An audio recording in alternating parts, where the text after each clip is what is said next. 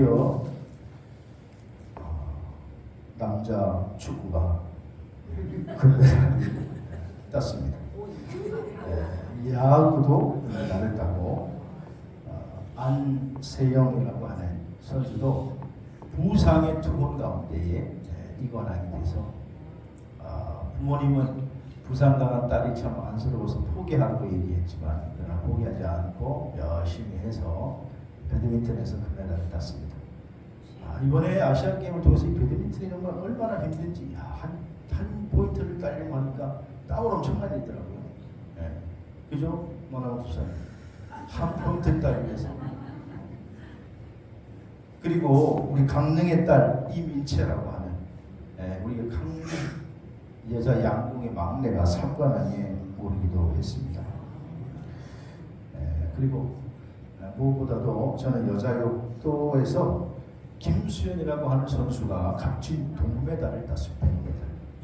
매일 매 대회에 나갈 때마다 4등을 해가지고 메달을 따지 못했는데 이번에는 정말 꼭 땀의 결과를 얻고 싶다라고 하는 마음의 소원을 가지고 있었는데 또 마지막에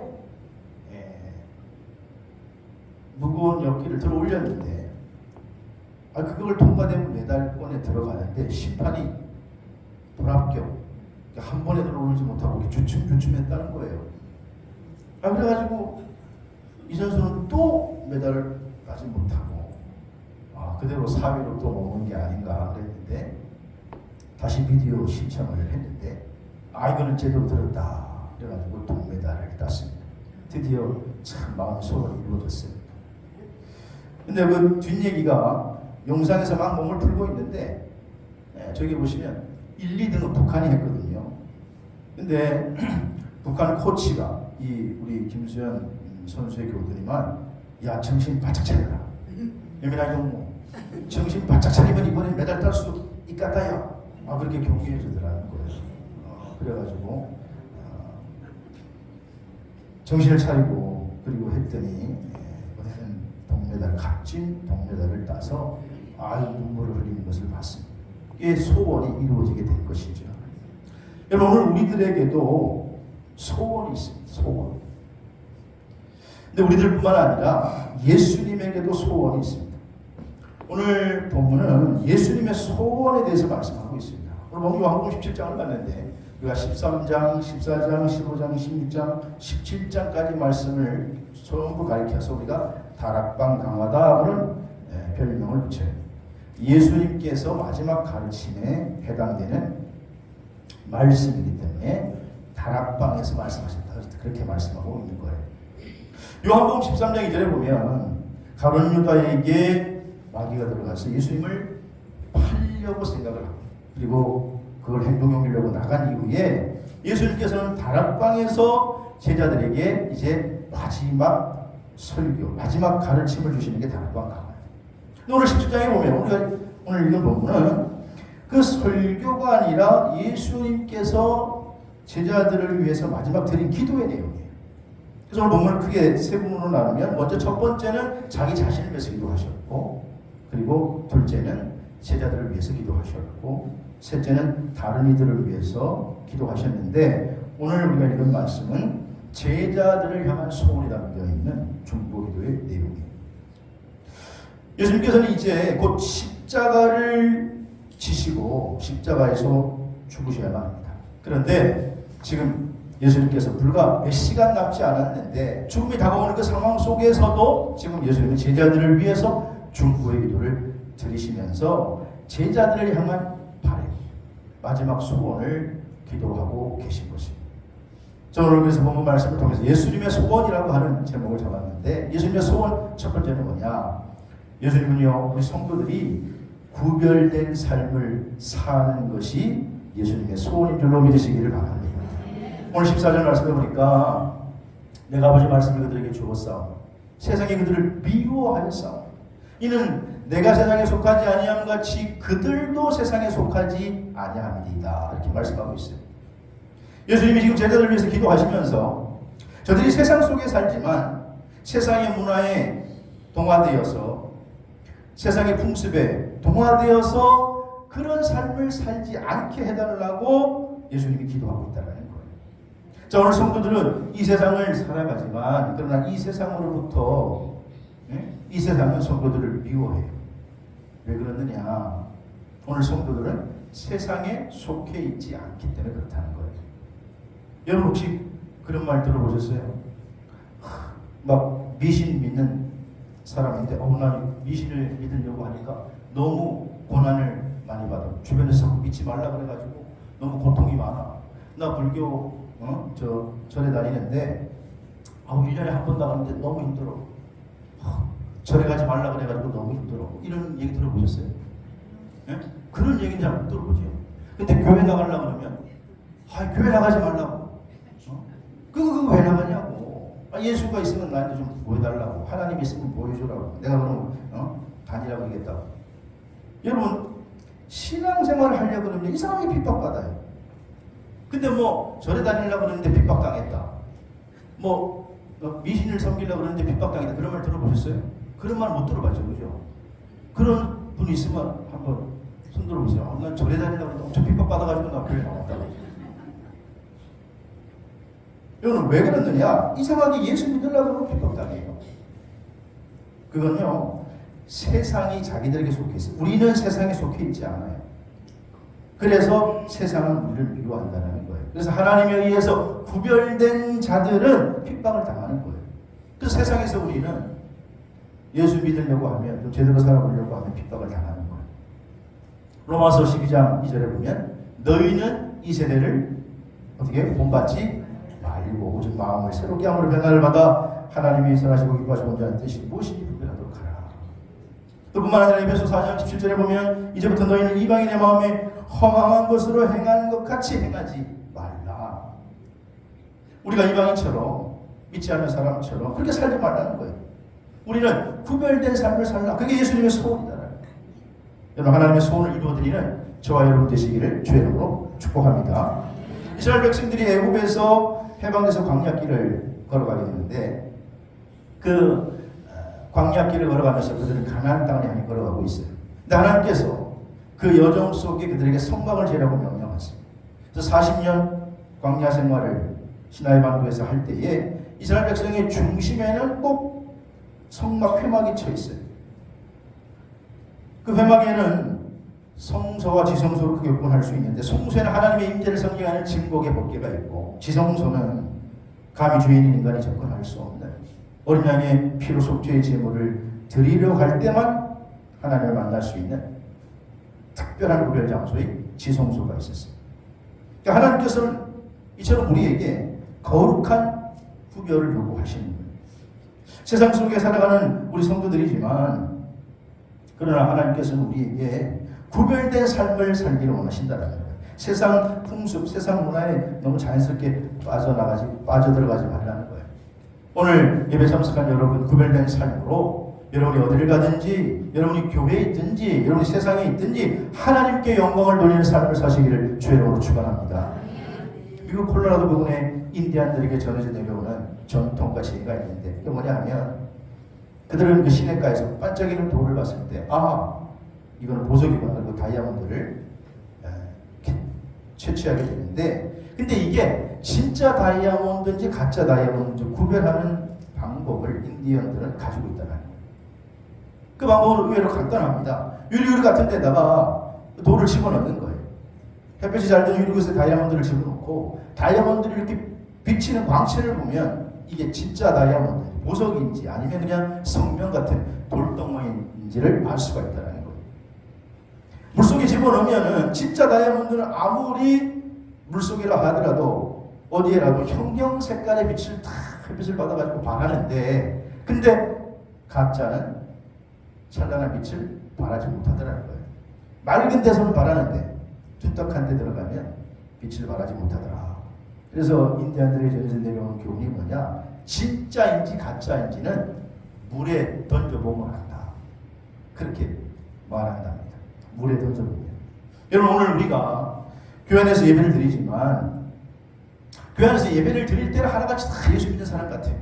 여러분 오늘 이 교회에 오신 여러분 표정을 보면 예수 믿는 사람 같아요. 표정이 하나같이 그냥 아름다우시고 또 교회 오신다고 연지본지 발라가지고 이쁘시고 그래도 예수 믿는 티가 나는 것 같은데 근데 진짜 그리스도인인지 겉만 그리스도인인지 그건요 물에 던져봐야 한다. 세상 속에 던져봐야 한다. 세상 속에서 빛을 잃어버리지 아니하면 세상 속에서도 거룩하고 구별된 삶을 살아가면 하나님의 자녀인 줄로 믿습니다. 오늘 주님께서 우리를 향한 소원이 세상에서 빛나는 삶, 세상 속에서 좀 늘 구별된 삶을 살아가기를 원하신다라는 거예요. 여러분 오늘 우리가 흔히 쓰는 말 가운데 좀 헷갈리는 말이 뭐냐 하면 구분과 구별이에요. 구분은 여러분 어떤 뜻일까요?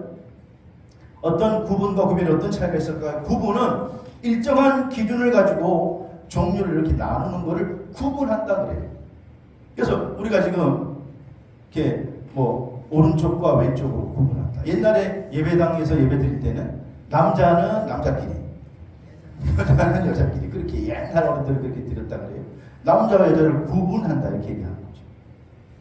또 여러 가지 뭐 종류의 공이 있으면 그 가운데 색깔별로 구분한다. 메달을 색깔별로 구분한다. 그럴 때는 구분이라고 말을 쓰지만 구별이라고 하는 것은 좀 다른 의미를 가지고 있죠. 이건 약간 감정 같은 의미를 담고 있는데 진짜와 가짜를 구분한다 그래요. 구별한다 그래요. 구별한다. 선과 악을 구분한다. 구별한다. 구별한다 이렇게 말합니다. 오늘 여기 많은 성도들이 있지만 주님께서 마지막에 믿음이 좋은 사람과 그렇지 않은 사람을 구별한다. 우리가 착각하고 오해하는 것 중에 하나는 뭐냐 하면 우리는 일단 구분되었다고 구별되었다고 착각하는 거예요. 세상 사람들과 구분은 되었는데 근데 내가 거룩한 사람으로 구별까지 되었다고 착각해. 그러나 오늘 주님께서는 그거 아니라는 거예요. 오늘 거룩한 자로 구별되기를 원하시는 줄로 믿으시기를 바랍니다. 예수님께서 온 두 번째는 뭐냐? 오늘 성도들이 악에 빠지지 않는 것이. 오늘 보면 15절에 보니까 내가 비옵는 것은 그들을 세상에 데려가시기 위함이 아니고 다만 뭐예요? 악에 빠지지 않게 보존하시기를 위함이다.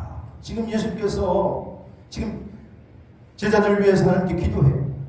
기도하는데 제자들을 세상에 데려가는 것이 아니고 지금 데려가는 게 아니 마지막에 주님께서 재림하실 때에 승리한 자들 제자들을 그때 데려가는 것인데 지금은 다만 악으로부터 보존하는 것. 여기 악은 사탄을 얘기해요. 사탄으로부터 보존하기를 보살피기를 굳게 붙잡기를 원하신다는 거예요.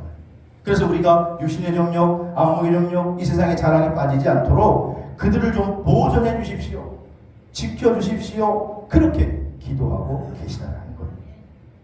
이사야 43장 2절을 보면 주님께서 내가 어디를 가든지 너를 보존하시겠다, 보호하시겠다 약속하고 있는 줄로 믿습니다.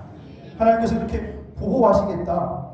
그리고 오늘 우리들도 보호하시고 또 앞으로도 우리들을 지켜주실 줄로 믿으시기를 바랍니다.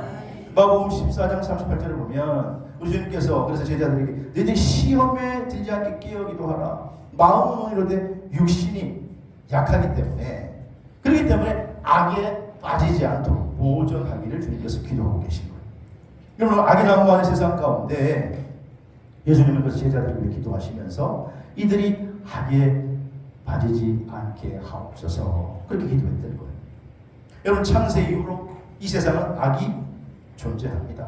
에덴 동산에서 사단이 뱀으로 찾아와서 아담과 하와를 무너뜨리는 것처럼 지금 동일하게 우리를 성도들을 무너뜨리기 위해서 사탄은요 지금도 수단과 방법을 가리지 않고 우리에게 찾아와요. 우는 사자와 같이 으르렁거려요. 우리를 삼킬 자를 찾는 거예요. 그래서 오늘 우리는 악에 빠지지 않게 해달라고 주님께서 기도하고 계십니다. 여러분 악에 빠지지 않게 되기를 주의 이름으로 축복합니다. 시편이라고 하는 말씀은 1편에서부터 150편까지 있는데 주옥 같은 말씀이 다 들어있는데 그 가운데 시편 1편은 시편을 여는 대문과 같기 때문에 당연히 가장 중요하고 가장 핵심적인 말씀이에요. 근데 시편 1편의 주제가 뭐냐 하면 복 있는 사람이 누구인가라는 것에 대해서 말씀하고 있어요. 자, 기독교가 말하는 복 있는 사람은 무엇인가? 일반적으로 복 있는 사람은 많은 것을 가지고 또 그걸 누리고 그것을 채워가지고 살아가는 사람이라고 이해하기 쉽지만은, 그러나 시편 1편에 나와 있는 복 있는 사람은 성경이 말하는 복은 다른 개념을 말하고 있어요. 복 있는 사람은 뭐예요?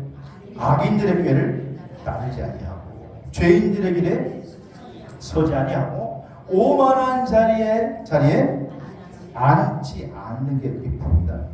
내가 그거 복인 줄 몰랐는데 그게 복이라는 거예요. 인간적인 면에서 보면 복이라고 하는 것은 뭔가를 받아 누리고 즐기고 하는 것이 복인 것 같지만, 오늘 시편 1편의 복의 관점은 뭐냐? 진정한 복은 죄인의 길에 서지 않는 것, 악에 빠지지 않는 게 그게 복이다라는 거예요. 그래서 오늘 재관하는 세상 가운데 우리 성도들 하나님께서는 악에 빠지지 않기를 원하시는 줄로 믿으시기를 바랍니다. 그래서 하나님의 사람, 창세기 보면 노아라는 사람은 세상 사람들이 다 타락했는데도 그런 죄가 만연한 가운데 죄에 빠지지 않았을 때 하나님께서 그를 통해 인류를 다시 한번 구원하시고, 또 롯이라고 하는 사람도 소돔과 고모라 성 그 죄 가운데 살았지만, 물론 그들에게 영향을 받기는 받았지만은 그러나 악을 범하지 않았기 때문에 결국 그 가운데 살아남을 수가 있었던 것이죠. 오늘 종말의 시대를 살아가는 우리들도 오늘 우리를 유혹하는 적그리스도 거짓 선지자들이 많이 유혹하는 세상에 살고 있지만, 여러분이 악에 빠지지 않게 되기를 주의 이름으로 축복합니다. 침몰하는 영혼이라는 작자 비상의 시가 있는데, 그 시가 이렇게 시작이 됩니다.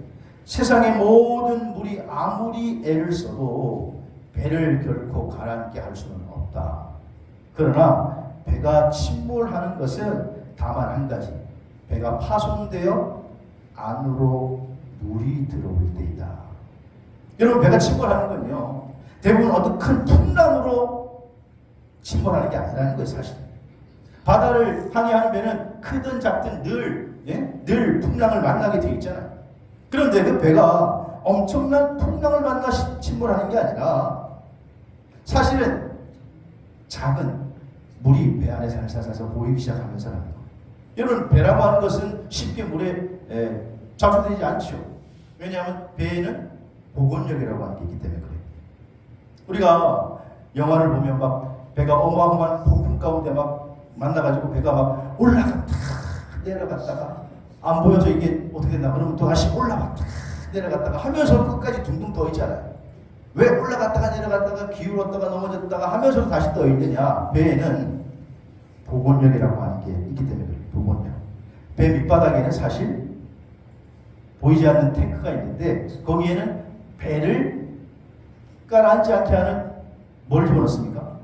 평행수라고 하는 걸 집어넣어요. 배에 밑바닥 탱크에.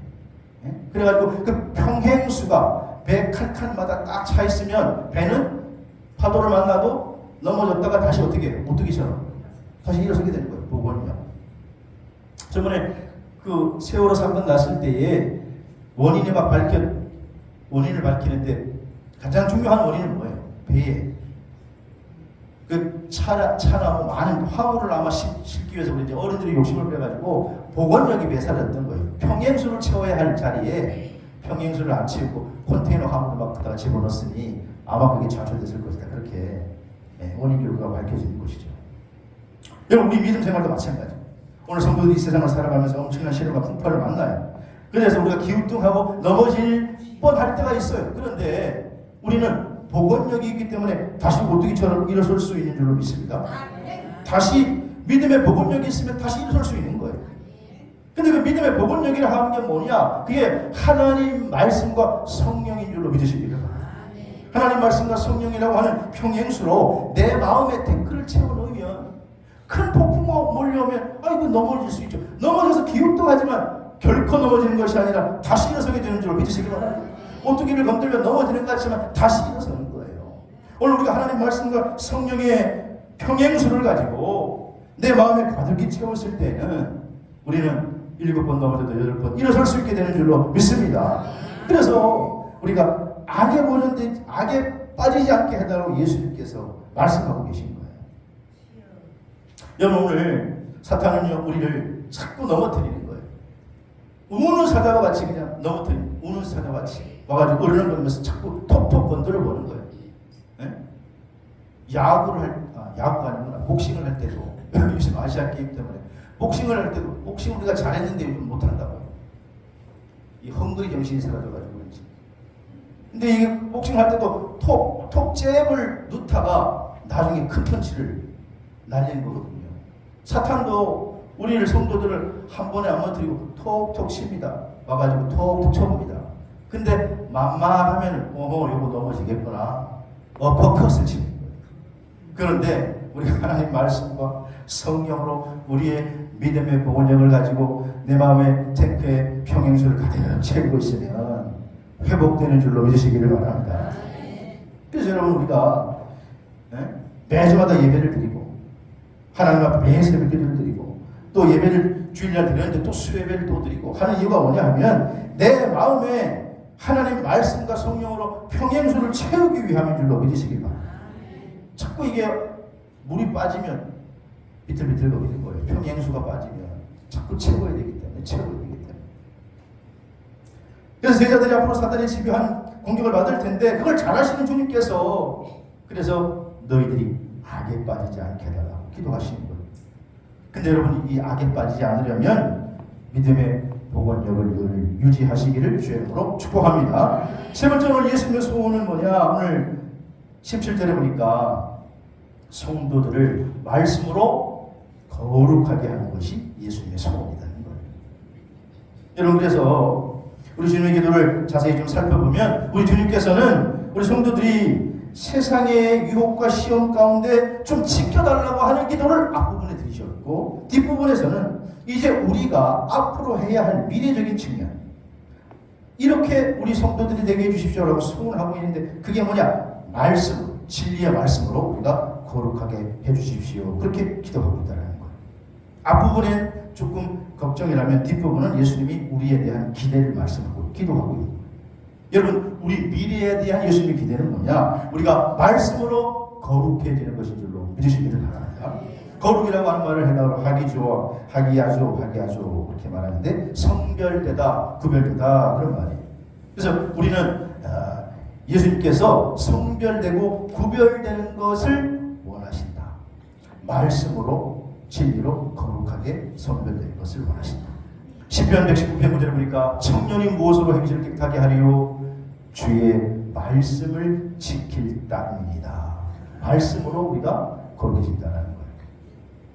우리가 잘 아는 디모데전서 3장 12절 17절에는 모든 성경은 하나님의 감동으로 된 것으로 교훈과 책망과 바르게 함과 의로 교육하기에 유익하니 이는 사람을 어떻게 온전하게 하고 모든 선한 일을 행할 능력을 갖추게 함이라. 그렇게 말씀하셨어요.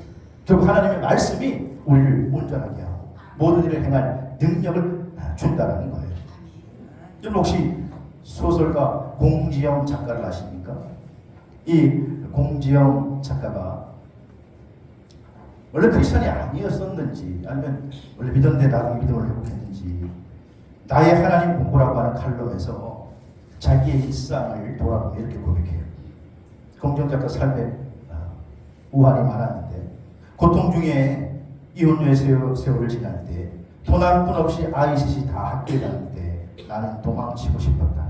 가질 것 다 팔고 사막으로 유럽으로 다니면서 그냥 자유롭게 글을 쓰고 싶었다. 근데 아이들 때문에 밥을 내야 하고 고춧가루 묻은 손으로 자판을 두들겨가며 돈을 벌어야 했다. 때로는 어린 아들이 놀랄까봐 큰 소리로 울지도 못했고 마음대로 행동할 수도 없었다. 그래서 나를 꼼짝 못하게 하는 사슬 같은 아이들이 결국 나를 지켜주었다. 문득 나는 타인의 시선이 지옥이다라는 샤르트의 말은 수정돼야 된다고 생각한다. 저급한 타인의 시선은 내게 지옥이지만 그러나 거룩한 시선은 우리를 지옥에서 구원해낸다. 이 글을 통해서 우리 공지영 작가는 자기가 정말 힘들고 어려운 고통스러운 삶을 보낼 때 사실 자기도 힘든데 아이들이 있으니 집이 됐다는 거예요. 근데 결국은 그 아이들이 자기를 구원해냈다고 얘기하면서 사실 우리가 무엇이든지 마음대로 할 수 있는 건 천국이고 마음대로 할 수 없는 건 지옥이라고 생각하지만 공지영 작가는 아니라는 거예요. 내 마음대로 할 수 있는 게 사실은 지옥이라는 거예요. 내 마음대로 할 수 있는 걸 우리는 자유를 누린다고 말하지만, 그러나 사실 진정한 자유는 법과 규칙이 있을 때 가능하다 이렇게 말해요. 그러면서 보통 사람들은 예수 믿으면 불편해진다고 한다. 왜냐하면 하나님 말씀에 매여 살아야 되고 자유가 없어. 그래서 힘들다 이렇게 말한다. 그러나 그렇지 않다. 말씀에 매일 때 진정한 자유를 경험하게 되고 거룩한 삶을 살 수 있게 된다. 그는 덧붙여 말하기를 에덴 동산을 가리켜서 선악과의 금지가 없는 곳이 지옥이고 선악과의 금지 명령이 있는 곳이 진정한 천국임을 나는 깨달았다. 그렇게 말합니다. 오늘 본문에 예수님께서도 우리 성도들이 진리로 거룩하게 해달라 이렇게 기도해요. 왜 그러냐? 우리 성도들이 하나님의 진리의 말씀에 매여 있어야 진정한 자유의 삶을 살 수 있기 때문에 그런 거예요. 여러분, 기독교 진리는 역설적인데, 그래서 진리가 너희를 어떻게 하리라? 자유케 하리라. 여러분, 진리 안에 우리가 매여 있을 때에, 진리의 말씀에 우리가 묶여 있을 때 우리는 진정한 자유를 누릴 수 있는 줄 믿으시기 바랍니다. 아무거나 막 하는 것이 자유가 아니에요. 그건 방종이에요. 그건 나를 망하게 하고 타락하게 하는 거예요. 구약 성서학자들은 그래서 성경 말씀을 분석해 보는데, 구약은 율법으로 되어 있어요. 근데 그 율법 가운데 하라는 것과 하지 말라는 것은 크게 율법 두 개로 구분할 수 있어요. 근데 하라는 게 성경에는 248개고 하지 말라는 게 365가지. 그런데 하라는 것과 하지 말라는 것 가운데 이렇게 하지 말라고 하는 것이 더 많아요, 사실은. 그래서 그것이 우리를 옥죄는 것 같지만 사실 그러나 그 말씀을 지키고 살 때, 그 말씀에 붙들려 살 때 우리에게 진정한 자유를 주어지는 것이고, 그리고 우리가 말씀으로 거룩하게 되고 말씀 안에서 자유를 누릴 때문에 참된 행복인 줄로 믿으시기를 바랍니다. 그래서 모든 이 세상의 위인들은요, 방탕한 삶을 살지 않았잖아요. 말씀에 매일 때, 오히려 진리에 묶여있을 때에, 그럴 때에 참된 행복, 참된 삶을 살아갈 수가 있었다고 하는 것입니다. 여러분, 그러면 하나님 말씀에 묶이는 거 그게 괴로운 게 아니에요. 우리는 하나님 말씀에 묶이면 부자연스럽고 나를 얼굴매는 것으로 생각하지만 아닙니다. 그 말씀에 매여 살아갈 때 인간은 진정한 승리의 삶을 살아갈 수가 있고 행복한 삶을 살아갈 수가 있기에 주님께서 그렇게 말씀하고 있는 거예요. 오늘 우리 신앙생활하는 사람들인데, 믿음 생활하며 살아가는데, 에베소서 4장 11절 13절을 보면 믿음 생활할 때 어떤 사람은 사도, 어떤 사람은 선지자, 어떤 사람은 복음 전하는 자, 어떤 사람은 목사, 교사로 이렇게 하나님께서 부르셨다라는 거예요. 그런데 이런 사람들이 무슨 일을 하느냐? 12절에 보면 이런 성도들을 온전케 하고 봉사의 일을 하게 해서 그리스도의 몸을 세우려 한다 이렇게 얘기해요. 여러분, 우리가 몸을 세우는 걸 뭐라 그러냐? 사역이라고 해요. 사역. 그래서 몸으로 하는 걸 사역한다 이렇게 얘기하죠. 이제 사역할 때 13절 마지막 절을 보시면, 근데 우리가 결국 이 사역을 통해서 하려고 하는 게 뭐냐 하면 하나님의 아들을 어떻게 믿는 것과 또 하나님을 아는 일에 하나가 되어서 온전한 사람을 이루어 그리스도의 장성한 분량이 충만하기까지 하는 게 신앙생활의 목적이라는 거예요. 그리스도의 장성한 분량에 이르기까지 하는 게 신앙생활의 목적이에요. 근데 그리스도의 장성한 분량에 이르는 거를 뭐라 그러냐? 두 자로 줄이면 그거를 성품이라고 말해요. 성품. 그러니까 신앙생활은요, 두 개의 날개를 가지고 있는데 하나는 사역과 하나는 뭐예요? 성품이라는 날개가 있어요. 하나는 뭐라고요? 사역과 몸을 이용해서 하는 사역과 하나는 성품이 두 날개를 가지고 주의 일을 하는 것 같아요. 근데 주의 일을 열심히 하는 것처럼 보여도 어떤 사람이 성품이 인격이 엉망진창이고 사역은 열심히 해요. 그런데 인격이 병들어 있어요. 그럼 이 사람은 어떻게 해요? 두 날개라고 봤을 때 한쪽 날개가 병들어 있고 한쪽 날개는 활발하니까 나을 수 있을까요? 없을까요? 푸드닥 거려봤자 먼지만 나지. 먼지만 못 나죠. 어떤 사람은 근데 이 인품을 훌륭해. 인품. 누가 보더라도 저거 참 인품이 좋아. 근데 예수님 하나님 나라를 이루기 위해서 몸으로 쓰는 건 하나도 아니에요. 그러면 그것도 이쪽 날개는 건강하고 푸덕푸덕거리고 이쪽 날개는 약하죠. 그러면 균형이 안 맞으니까 날 수 있을까요? 없을까요? 날개를 뻗어봤자 먼지만 나지 하늘로 비상할 수가 없다는 거. 그래서 오늘 주님께서는 저들을 위해서 아버지 하나님이여 이들을 진리로 거룩하게 하옵소서. 진리의 말씀으로 거룩하게 돼서 양쪽 날개 사역과 인품이 같이 날아오를 때에 놀라운 하나님 나라의 주인공이 될 수 있는 줄로 믿으시기를 바랍니다. 오늘 예배 참석한 여러분, 사람의 평가가 중요한 게 아니고 하나님이 평가하는 게 중요한 건데, 마지막 날 하나님께서 하나님 앞에 섰을 때에 얼마나 모든 성도들은 살아였다 착하고 충성된 종아, 내가 많은 것을 충성했으니 내가 많은 것을 갚아주리라 칭찬받는 복된 성도들이 되시기를 주의 이름으로 축원합니다. 여러분, 세상에 어떤 바람이 불어오더라도 우리가 믿음의 복음력을 가지고 있으면 넘어지지 않아요. 오늘 세상은 우리에게 지금도 시험과 온갖 파도와 풍랑을 우리에게 몰아줍니다. 그러나 오늘 우리가 구별된 삶을 가지고 악에 빠지지 않고 말씀으로 무장해서 거룩하게 살면 오늘 그 시험과 풍파를 이기고 승리의 삶을 살 수 있는 줄로 믿으시길 바랍니다. 얼마나 성도들이 다 그런 성도들이 되시기를 주의 이름으로 축복합니다.